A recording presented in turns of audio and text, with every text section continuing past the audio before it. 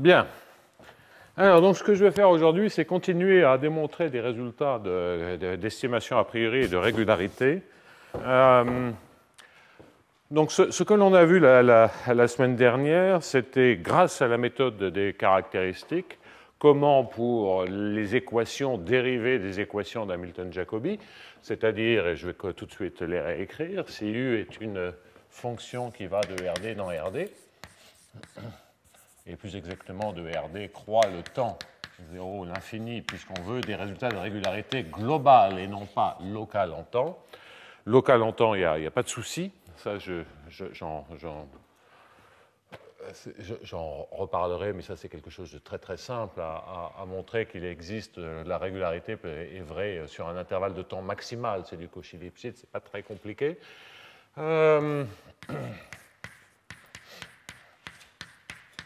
Donc on est dans la situation où on a un certain Hamiltonien, on prend le produit scalaire de cet Hamiltonien avec le vecteur gradient et dérivée partielle, et pour chacune des composantes de cette fonction vectorielle, on veut que cette équation ait lieu.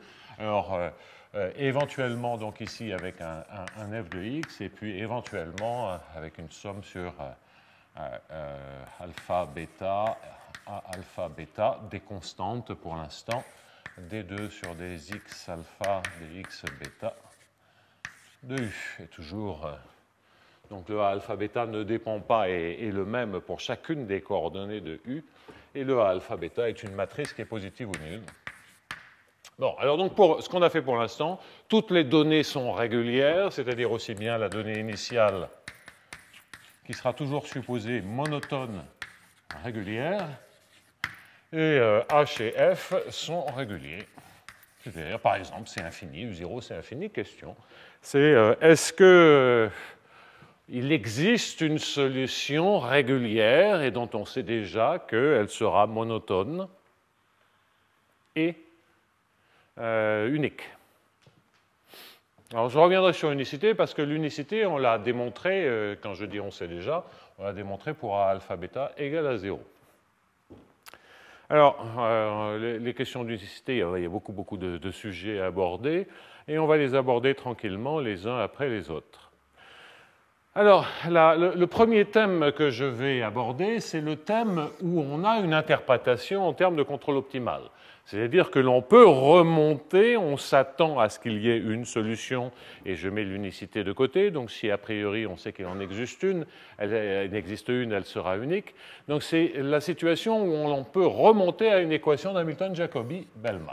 Donc auquel cas, on a un dφ sur dt plus un h de gradient phi égale un certain grand f de x plus somme sur alpha bêta d2 alpha bêta phi avec phi en t égale à 0 est égal à phi 0. Donc ceci c'est vrai, ça sera OK. Donc implicitement les hypothèses qu'on fait ici, c'est que f est égal au gradient de petit f, que u0 est égal au gradient de phi 0. Ce sont ça les seules hypothèses qui sont faites. Mais enfin, ce sont des hypothèses, c'est-à-dire qu'on démarre avec des gradients et que toutes les données, si vous voulez, sont des gradients. Donc, auquel cas, on s'attend à ce que la solution soit un gradient, et bon, ça, on l'a déjà vu, et qu'il suffit donc de résoudre cette équation-là. Et donc, évidemment, on est dans des situations où f est monotone, c'est-à-dire que phi0 est convexe, et comme on a déjà vu que la monotonie se propage à partir du moment où le gradient est monotone, ça veut bien dire que phi est convexe. Alors ça se démontre aussi directement, on peut vérifier que cette équation préserve la convexité. C'est un cas relativement simple, ça peut se faire comme j'ai fait la semaine dernière, ça peut se faire en écrivant l'enveloppe convexe conjuguée de phi. Donc la technique, ça en fait c'est un cas particulier des résultats que l'on avait obtenus avec Olivier Alvarez il y a déjà très longtemps et Jean-Michel Lasserie et moi-même. Et puis tout ça, ce sont des cas particuliers de ce qu'on a fait avec Marek Liziela sur la propagation de la convexité. Mais là, la technique, Je vous signale, j'ai vraiment pas le temps et ça mériterait d'y passer quelques heures sur tous ces sujets-là. C'est la technique. Bien que j'ai déjà vérifié la propagation de la monotonie, je n'ai pas réellement besoin de le redémontrer, mais je vous indique quand même que si je regarde l'enveloppe convexe de phi double étoile, donc ça c'est l'enveloppe convexe de phi. Alors, en se servant de ce que c'est une enveloppe convexe, on vérifie sans trop de difficulté que c'est une sursolution de l'équation. Et donc, comme sursolution de l'équation, elle est supérieure à phi. Et donc, elle est égale à phi, puisque une enveloppe convexe, elle est toujours au-dessous. Bon, alors le fait que ce soit une sursolution n'est pas très très compliqué, parce que là où ça touche le gradient est le même. Bon, et là où ça touche, comme ça touche par-dessus, la dérivée seconde a le bon signe. Et puis là où ça ne touche pas, grosso modo, si on était en dimension 1, si ça ne touche pas l'enveloppe convexe, la dérivée seconde, elle vaut 0. D'accord? Alors en jouant un tout petit peu, puis il y a surtout une relation avec d'autres points, donc j'ai vraiment pas le temps de faire la démonstration complète. Mais grosso modo, donc en analysant ce que c'est et quelles sont les propriétés que l'on a sur les dérivées secondes d'une enveloppe convexe, alors tout ça, il faut le faire au sens des solutions de viscosité, parce que ce n'est pas toujours deux fois dérivable, etc., etc.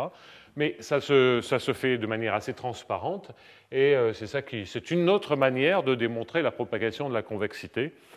Et en fait, une autre manière de démontrer la propagation de la convexité pour les conditions nécessaires et suffisantes qu'on a là, c'est de retravailler cette démonstration en regardant plus finement les directions que l'on peut avoir. Donc là, il faut faire beaucoup plus de géométrie pour avoir les meilleurs résultats possibles. Mais pour une équation simple comme ça, on n'a pas besoin de se fatiguer beaucoup, c'est une vérification directe.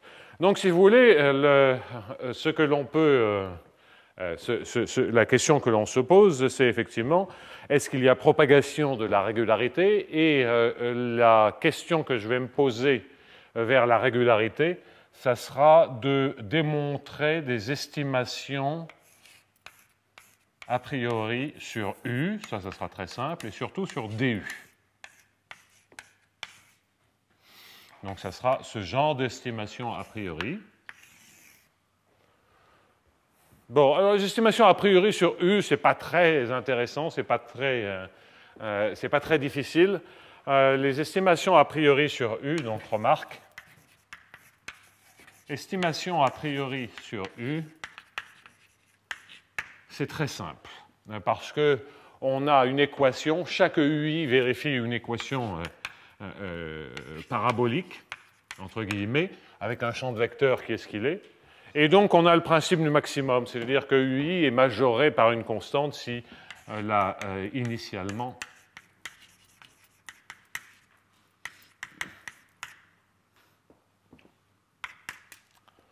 bon, alors évidemment, on a des fonctions monotones, donc elles ont tendance plutôt à croître à l'infini, donc je triche un peu, ce n'est pas des choses qui sont bornées, c'est localement borné, il faut un peu plus travailler, mais c'est vraiment pas un gros problème, ça. Il faut faire un peu plus attention.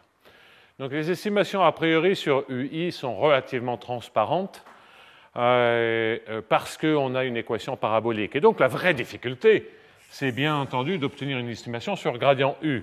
Et puis la question d'après que je réglerai en fin de séance, si je n'oublie pas, c'est pourquoi une telle estimation entraîne en fait des estimés pour toutes les dérivées. C'est-à-dire que pour k supérieur ou égal à 1. C'est-à-dire que lorsqu'on a fait le boulot pour k égale à 1, ça va. Et donc là, si je remonte d'un cran, je suis dans des situations où j'ai des estimations au moins locales sur la fonction convexe. Donc ça, ce n'est pas le problème. Je suis dans une situation où le gradient de phi... Alors donc, typiquement, si je veux ne pas avoir de problème à l'infini, si je veux vraiment des U bornés ce qui est possible, hein, ça veut dire que j'ai des phi à croissance au plus linéaire. C'est la manière la plus simple de s'en tirer. Donc, auquel cas, on va avoir ceci. Donc, ça, c'est dans des situations à croissance au plus linéaire et donc des U bornés. C'est un cas particulier, mais c'est déjà un cas particulier qui nous suffit pour éviter les problèmes à l'infini. Donc, typiquement, par exemple, borné. Et tout est dit comme ceci. Donc ça, tout ça, on l'a. Et la question, obtenir des estimations a priori sur... obtenir des estimations a priori sur... Que suis-je en train de dire? Sur la dérivée de U, c'est obtenir des estimations a priori sur la dérivée seconde de phi. Donc la question que l'on se pose maintenant, c'est pourquoi d de phi est majoré par une constante.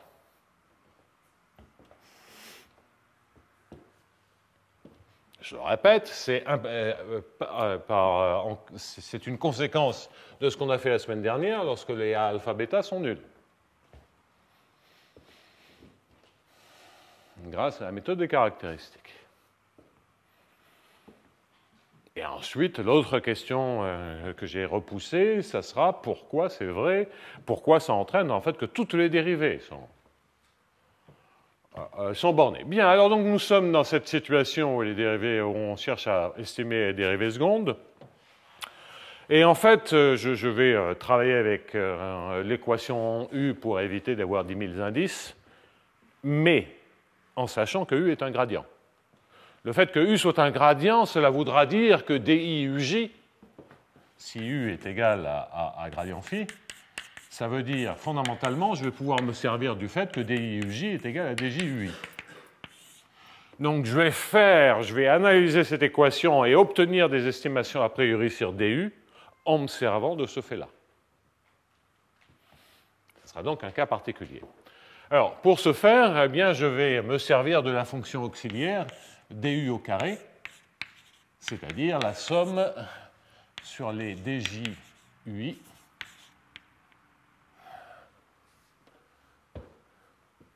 Il faudrait que je me décide à savoir si je mets les i en haut ou en bas, hein, mais enfin bon, peu importe, comme j'ai mis le 0 en bas, ça aurait été... Bon, enfin bref, dj ui carré. Allez, hop. Ce sera plus simple. Bien. Alors, donc, se servir de cette fonction auxiliaire et d'essayer d'obtenir une inégalité parabolique permettant de conclure par principe du maximum. Alors, bon, on va faire le calcul précisément. Donc, d sur dt, d'abord, je vais, avant de prendre le carré, je vais dériver l'équation. En dérivant l'équation, j'obtiens un h' de u fois gradient fois dj ui. Cela me donne ici un dj fi. Et cela me donne,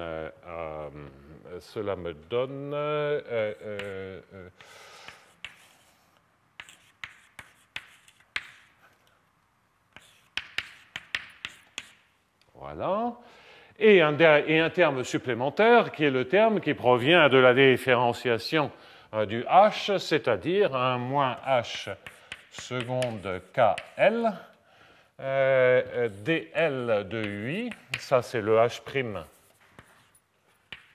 c'est le h'(l) gradient ui, donc là je l'ai, et maintenant je dérive par rapport à xj, donc je vais dériver la kème variable, et ça va me faire donc dj uk. Alors là j'écris les choses très précisément, parce que ça compte. Même si de mettre un J ou un K, l'ordre, je peux l'intervertir si je suppose que c'est un gradient. Mais pour l'instant, de façon à ne pas refaire 36 fois le même calcul, j'écris les choses sans me servir du fait que c'est un gradient. Et c'est un signe moins parce que je dérive l'équation et je fais passer de l'autre côté.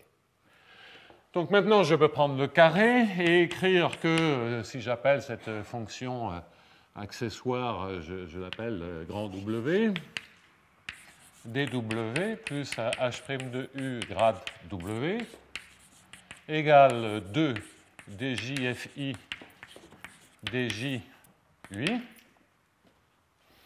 Ça, c'est tout simplement parce que quand je dérive une somme au carré, je vais récupérer la somme de 2 fois le terme que multiplie les dérivés de ce terme, d'où ce 2. Je vais également récupérer, je vais mettre tous les bons termes dans l'équation moins A alpha bêta D2 alpha bêta W. Donc ça sera tout ce terme-là qui sera égal à tout ce qui suit. Donc ça, c'est l'opérateur parabolique dont je vous parlais. Ce faisant, je dois multiplier le terme supplémentaire par 2 de DJUI. Donc ça me fait moins 2H seconde KL DJUI DLUI DJUK.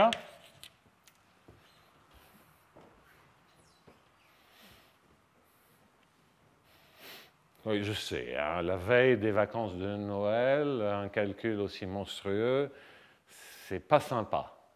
Bon. Mais contrairement aux apparences, je ne suis pas là pour être sympa, je suis là pour expliquer comment ça marche. Non, je plaisante, mais on va... je suis vraiment obligé de garder les indices, parce que si je faisais uniquement la démonstration en dimension 1, outre le fait qu'à la fin, je veux faire ça en dimension infinie, donc c'est quand même un peu gênant de prendre que la dimension 1 pour approcher la dimension infinie. Ça, c'est la première objection. La deuxième objection, qui est beaucoup plus grave, parce que sinon, hein, comme certaines tribus, on pourrait faire 1, 2, 3, beaucoup. Beaucoup égale l'infini. Donc là, la difficulté que l'on a, c'est qu'en dimension 1, n'importe quoi est un gradient. Et donc la dimension 1 occulte complètement la difficulté essentielle qui va être, quand c'est un gradient, les choses se simplifient, et on va le voir dans l'algèbre qui va venir dans un tout petit instant. Mais j'ai quand même oublié, je n'ai pas encore écrit un terme qui aura le bon signe et que je m'empresserai de négliger dans un petit instant, qui est le fait que lorsque je dérive 2 fois un carré, j'ai effectivement le terme qui provient de l'équation, mais j'ai aussi le fait que de dériver dans le carré, hein, c'est une fonction par une fonction. Lorsque je dérive 2 fois, je peux dériver la première et dériver une deuxième fois la seconde fonction. C'est un produit. Et donc, qu'est-ce que cela veut dire? Cela veut dire que je récupère quelque chose qui doit être à moins 2, A alpha bêta. Et donc, qu'est-ce que je suis en train de faire? Je suis en train de prendre une dérivée d2 alpha j de ui et d2 bêta j de ui.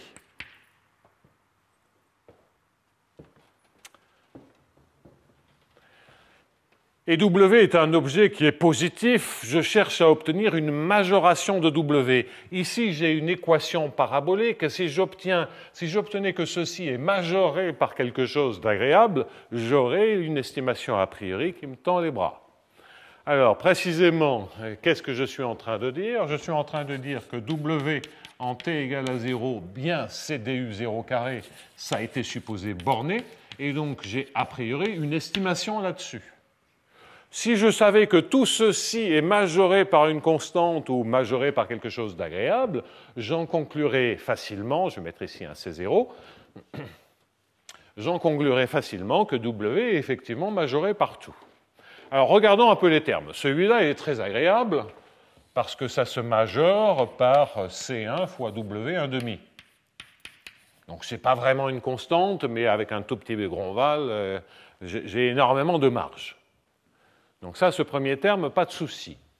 Ce deuxième terme, comme la matrice à alpha bêta, le troisième terme, comme la matrice à alpha bêta est positive ou nulle, et si je rajoute le moins, donc vous avez un négatif ou nul.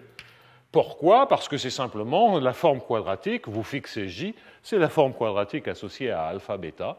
Donc le terme, c'est quand vous dérivez 2 fois un U carré, ça vous fait un U prime carré. Le terme croisé vous donne un 2U' carré. Donc, c'est le signe que vous avez ici. Et comme il y a évidemment un signe moins, voilà la question du signe est résolue. Et donc, vous voyez que le terme dangereux, le terme dans lequel il faut savoir s'il y a régularité ou pas, c'est dans ce terme cubique, parce qu'H seconde de KL, c'est au point U, bon, ça dépend de U, mais c'est par rapport aux dérivées premières un terme cubique. Et ça, c'est très dangereux, parce que le W, c'est des dérivées au carré. Donc, majorer des dérivées au carré par des dérivées au cube, c'est explosif. Et donc, ça vaut mieux, parce qu'en général, on ne s'est pas encore servi de la convexité ou de la monotonie. En général, si je prends alpha bêta égale à 0, il y a des chocs qui apparaissent. Donc, du va exploser en temps fini. Si du explose en temps fini, il faut bien qu'effectivement, cette inégalité sans rien faire de plus ne doit pas donner une estimation a priori. Donc, maintenant, c'est ici que l'on doit essayer d'obtenir une estimation en se servant du fait que I ou U soit monotone. Et comme je suis dans le cas d'un gradient, alors vous voyez, c'est en fait le produit de 4 matrices. Hein, donc si j'appelle DJUI, ça j'appelle ça BIJ. Alors, qu'avons-nous? Donc, on va ici écrire que la matrice en question, on va faire un... Donc, je rajouterai le signe moins avant. Donc, on démarre avec le BIJ. Donc, ça me fait BIJ, que je suis avec DJUK, non, donc BIJ que multiplie... Ça, c'est un BKJ. J'ai un BIL. OK. Et j'ai un H seconde KL ou LK, ça c'est une dérivée seconde. Donc, le H seconde, je vais lui donner un nom, je vais l'appeler A pour que... H seconde, ce sera la matrice A. Donc, qu'est-ce que je suis en train d'écrire? Je suis en train d'écrire BA, ici. Ensuite, B, j'arrive à IJ.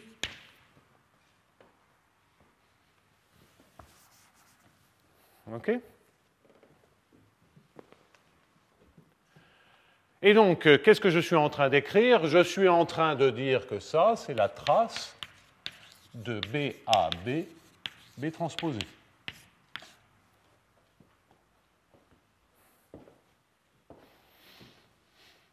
Bon. Agréable? Pas la façon de parler, hein.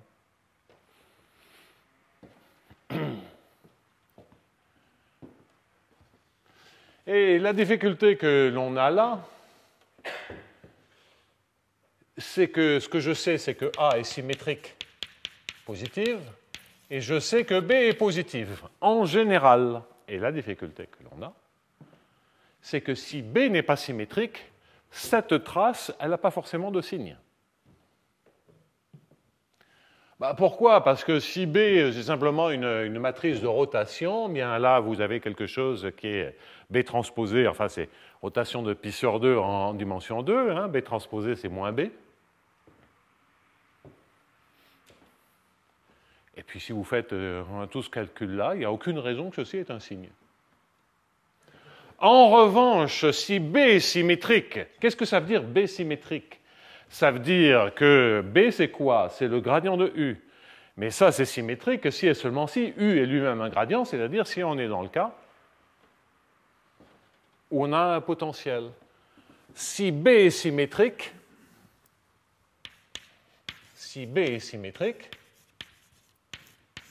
ça, c'est la même chose que la trace de AB cube.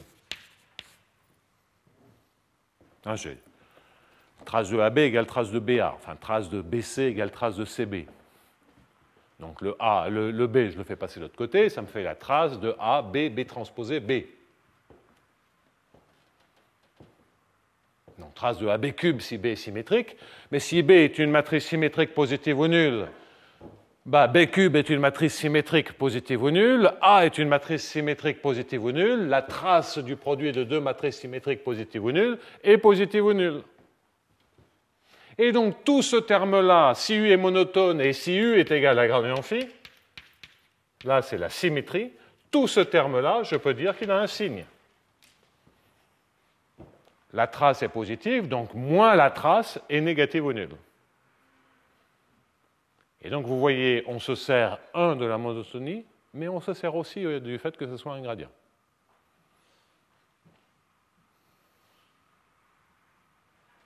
Et en général, si on n'a pas la monotonie, il n'y a aucun espoir.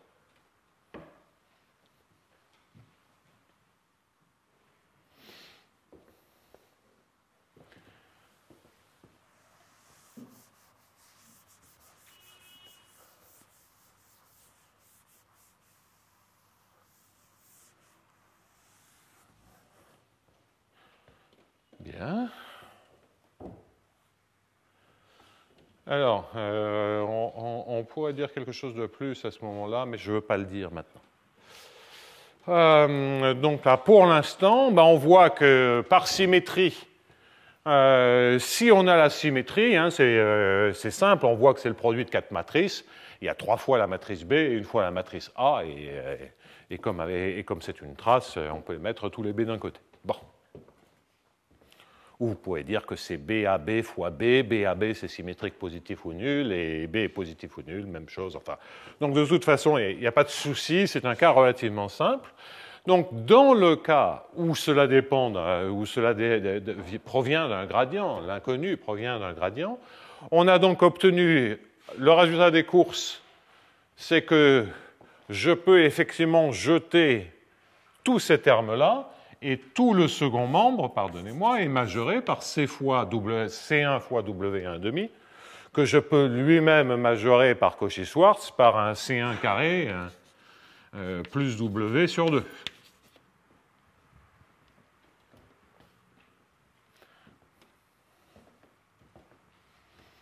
Et donc, si maintenant je résous M point est égal à M sur 2 plus C1 sur 2. Donc, cette équation différentielle ordinaire avec M de 0 égale à 0, égale à C0, pardon. Bon, ça se calcule, mais c'est pas très agréable. Donc, c'est une combinaison d'exponentielles et patati et patata. J'ai vraiment pas envie de calculer. C'est donc quelque chose qui ne dépend que de t, de C0 et de C1. C'est une constante qui dépend du temps. Et donc, ça m'entraîne que W est partout majoré, qui est positif ou nul, pardon, est partout majoré par ce M de t. Et voilà l'estimation a priori que je voulais. En temps quelconque, j'ai une estimation qui éventuellement croît avec le temps, mais ça, quand t tend vers l'infini, mais ça, je m'en fous. J'ai une estimation de la dérivée seconde de phi, c'est-à-dire de la dérivée de u. Et j'ai bien répondu positivement, dans le cas où c'est un gradient, à la question, peut-on obtenir des estimations a priori pour du? Alors ça, c'est gentil, mais on se sert quand même beaucoup du fait que ça soit un gradient, c'est-à-dire que ce soit une matrice symétrique. Et si ce n'est pas une matrice symétrique, en regardant ça, on voit qu'on peut avoir un problème. Parce que, intuitivement, si ici vous avez B cube, formellement, et que B2 c'est égal à moins l'identité, tout ça, ça vous fait plus de fois la trace de AB. Et la trace de AB, si A est symétrique, positive ou nulle, et que B est simplement positive ou nulle, c'est bien positif ou nul. Donc lorsque ce n'est pas un gradient, ça peut avoir le mauvais signe. Donc ça, c'est embêtant. Donc la démonstration, elle ne marche pas lorsque ce n'est pas un gradient. Bon. Alors, on va mettre ça provisoirement de mon côté. Et peut-être le deuxième point que je vais aborder, parce que sinon je vais l'oublier, c'est de vous expliquer rapidement pourquoi le fait d'avoir une estimation sur du, ça entraîne en fait que l'on peut estimer toutes les dérivées. Que donc c'est le point C'est le point tournant de régularité. Lorsqu'on franchit ce cap, on est sûr que toute la régularité se propage. Il n'y a pas de gain de régularité dans ce problème-là parce qu'on est dans une situation qui contient le cas A alpha bêta égale à 0. Hein. Dans les cas intéressants en dimension infinie, on n'a pas des diffusions non dégénérées, on n'a pas d'opérateurs non dégénérés. Donc ce ne sont pas des opérateurs. Le Laplacien serait un très mauvais exemple à regarder. Je veux des choses plus dégénérées que des Laplaciens. Et donc, la question, c'est est-ce que la régularité se propage? Donc, deuxième question, sans supposer. Donc, on a rempli complètement le contrat dans le cas convexe. Hein. On est encore loin du compte dans le cas, enfin, loin du compte, c'est déjà quelque chose. Hein. Ça veut dire que lorsqu'on a une interprétation de contrôle optimale, on s'est démontré qu'effectivement, il y a propagation de la régularité, c'est-à-dire la propagation de la convexité, mais que ça assure propagation de la régularité. Dans le cas f égale à 0, a alpha bêta égale à 0, ça se lit sur la formule de Hopf, hein, mais ça se voit par la méthode des caractéristiques, mais là, on a vu une démonstration qui maintenant marche avec des opérateurs absolument quelconques. Donc, OK. Sur la borne de D2 phi.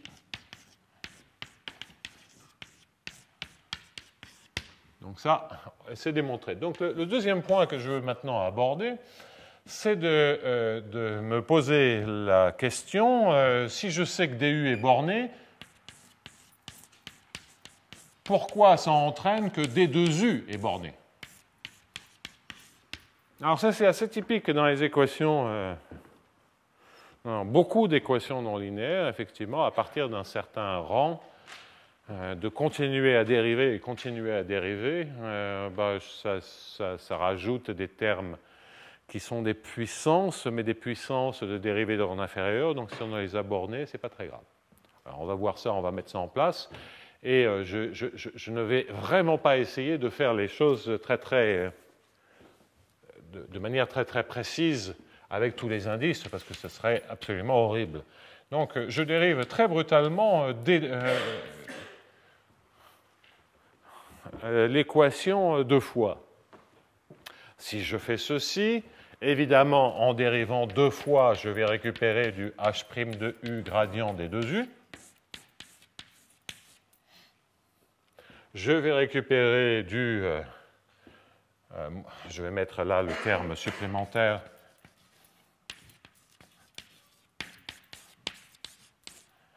Bien. J'ai du D2F. Bon. Et maintenant, il y a tous les termes. Vous voyez que j'ai fait porter les dérivées secondes.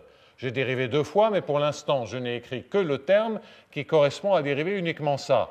Donc après, j'ai quoi? J'ai la dérivée seconde du h' de u, et puis j'ai la dérivée où je fais taper une fois la dérivée sur le h' et une fois sur le gradient u. Alors, déjà, le terme mixte. Le terme mixte, c'est un grand taux d'un h seconde qui est borné parce que u est borné. Donc, h seconde de u, je dérive une fois, ça me fait donc un du.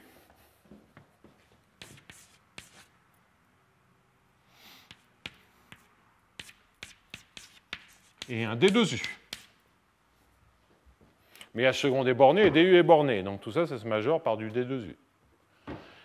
Et enfin, maintenant, que me reste-t-il? De dériver deux fois le h' de u, que multiplie un du. Donc je vais tout de suite mettre le du.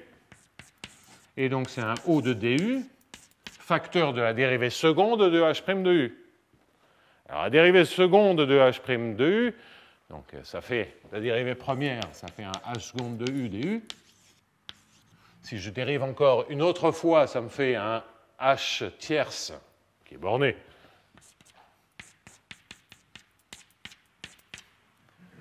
Un h tierce du carré.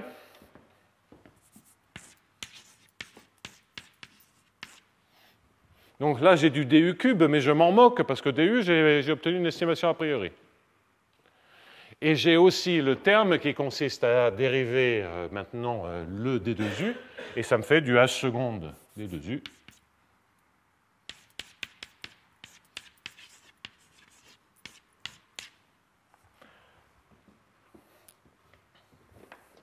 Et lorsque je mets des valeurs absolues pour une équation parabolique, je remplace un égal par un inférieur ou égal et il suffit de mettre des valeurs absolues partout.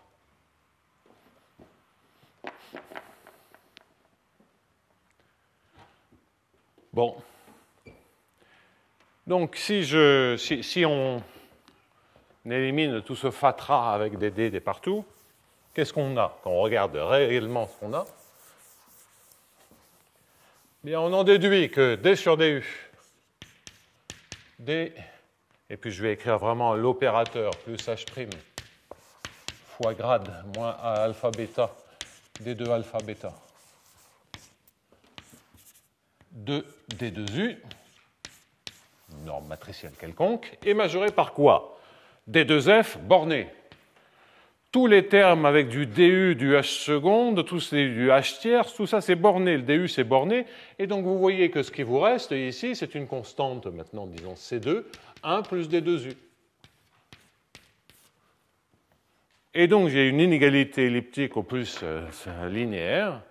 À nouveau, même chose, principe du maximum, équadif, j'en déduis que d2u, effectivement, se majore.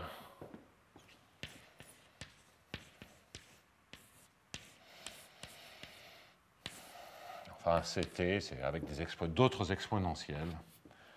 En fait, c'est normalement le taux de croissance exponentielle de la dérivée seconde, c'est le double de celui de la dérivée première. Enfin bon, il y a des règles algébriques comme ceci qui apparaissent, mais c'est vraiment pas ça le point important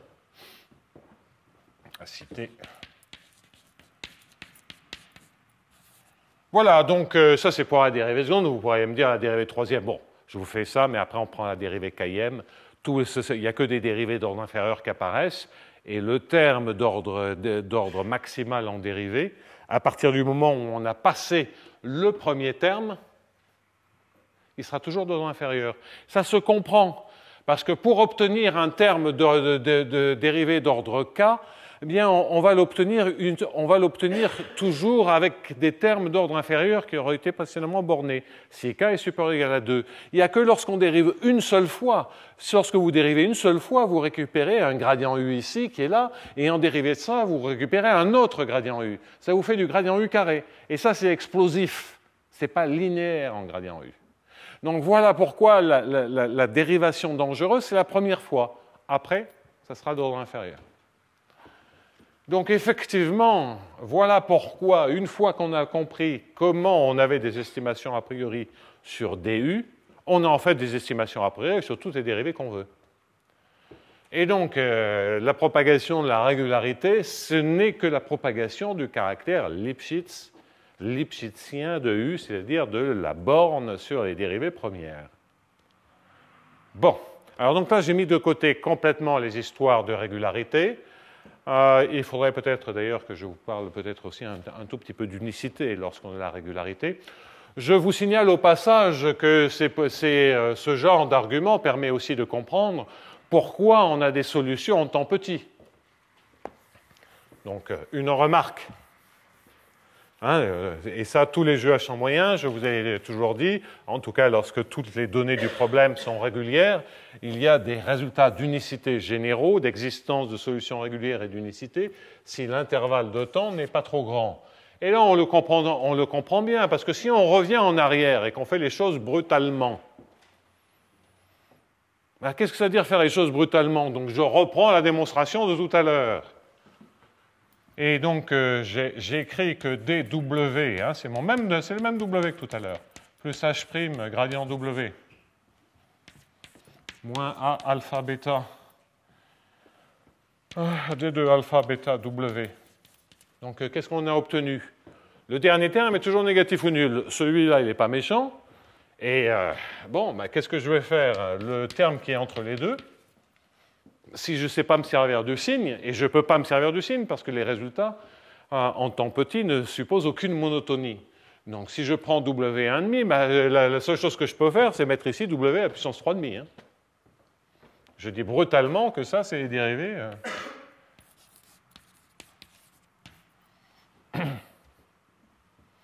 C'est du du cube. Ça, c'est parce que j'ai pris du au carré. Hein. Une estimation sur du, ça se fait par du du carré. Une estimation sur du carré, ça se fait par du du cube. Hein. Je vais vous multiplier par du. Et donc, qu'est-ce que cela veut dire? Cela veut dire que W se majore par quelque chose que je vais appeler x de t, où x de t vérifie x point égale C1 fois x1,5, ça on s'en fout, et c'est surtout le x3,5, avec x de 0 égale C0, qui est une borne sur la condition initiale. Bah, il y a une solution qui existe, mais qui existe en temps fini. Elle finit par exploser, cette équatif. Donc, j'ai une borne sur un 0 T max. Bon, et une fois qu'on sait faire de ce genre de choses, après, on peut brancher des théorèmes à la Cauchy-Lipschitz s'il existe une unique solution régulière sur un intervalle de temps maximal qui n'est pas forcément celui-ci d'intervalle de temps. Donc la moralité de l'affaire, c'est que la régularité, elle est tout le temps vraie, quelles que soient les données, et là, je n'ai pas besoin de supposer que c'est un gradient sur un intervalle de temps maximal, qui dépend des données, qui dépend des bornes sur les données. Et elle est vraie sans restriction si les alpha bêta sont égaux à 0, ou si on est dans la situation où on a un gradient. Voilà où nous en sommes. Et on a la régularité. Alors peut-être je vais aussi toujours, hein, je nettoie les écuries, je nettoie les écuries et pas je nettoie les écuries. Bon, bref. Oh. Il est temps que je dorme. Mais heureusement, il y a 2 heures d'Anne-Laure pour rattraper mon manque de sommeil. Bien. Alors.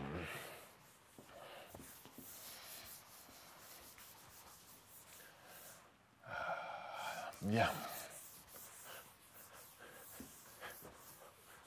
Alors, sur l'unicité, je vais vous montrer 2 ou 3 arguments d'unicité. Parce que pour l'instant, on a démontré de l'unicité, soit par la méthode des caractéristiques d'ailleurs, soit en se servant directement de la monotonie, mais ça ne marchait pas si on avait les termes de dérivée seconde. Donc grosso modo, pour l'instant, il n'y a aucun argument que je vous ai fourni qui marche lorsqu'on a les termes avec des dérivées secondes.